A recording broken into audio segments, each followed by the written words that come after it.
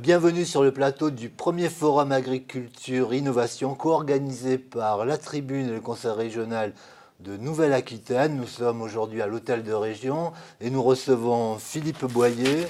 Philippe Boyer, vous êtes un des spécialistes de l'innovation, mais aussi le directeur de l'innovation chez Foncière des Régions et le grand témoin de ce forum. Philippe Boyer, quel est selon vous le rôle joué par l'innovation dans l'évolution des sociétés contemporaines ? Alors l'innovation, c'est deux choses.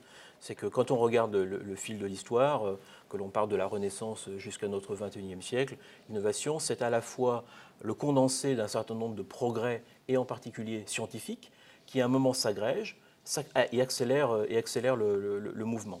Et puis l'innovation, c'est aussi finalement la manière de se poser de nouvelles questions, de remettre en cause l'ordre établi. La question la plus simple en matière d'innovation, c'est « et si ?» Et si on essayait de faire les choses différemment? Et si on essayait d'innover, de proposer de nouvelles formes techniques ou technologiques? Est-il exact que l'on innove aujourd'hui de plus en plus vite? Est-ce que c'est un fantasme, un trompe-l'œil? Est-ce que c'est vraiment la réalité? En fait, quand on regarde l'histoire de l'innovation, on innovait également de manière très fortement, par exemple au moment de la Renaissance en Italie.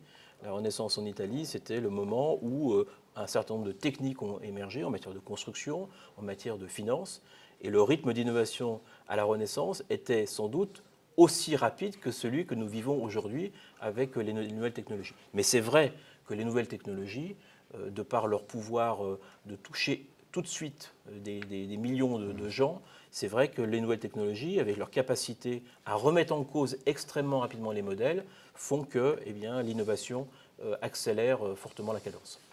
Le forum d'aujourd'hui, c'est le premier du genre, est consacré à l'agriculture et à l'innovation dans l'agriculture. Vous voyez cette problématique de quelle manière? Qu'est-ce qui est important dans ce sujet pour vous? Moi, je crois que sur ce forum, bien sûr, il y a l'innovation, il y a les drones, il y a le big data, il y a les données, il y a les nouvelles formes finalement de semences et de manière de gérer une ferme 3.0. Mais au-delà de cela, qui est finalement d'ordre technologique, ce qui est important, c'est également la capacité humaine à piloter correctement ce rythme d'innovation.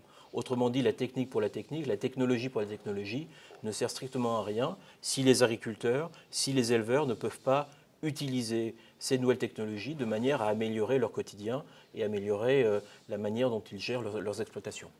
Vous pensez que c'est une passerelle, un tremplin pour gérer aussi l'évolution du monde, la raréfaction des ressources ou l'épuisement de la planète? Oui, absolument. Quand on voit le nombre d'innovations technologiques dédiées au monde de l'agriculture, en France, il y a de l'ordre de 400 startups spécialisées sur ce secteur-là, tous secteurs confondus, les drones, les capteurs, l'intelligence artificielle, mais également le big data, les données importantes.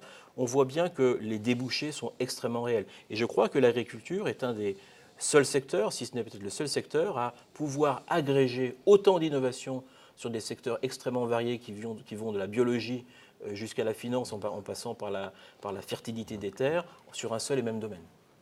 Philippe Boyer, je vous remercie beaucoup d'être venu sur notre plateau. On vous dit à très bientôt. Avec plaisir. Merci. Merci beaucoup. Bonne journée. Merci.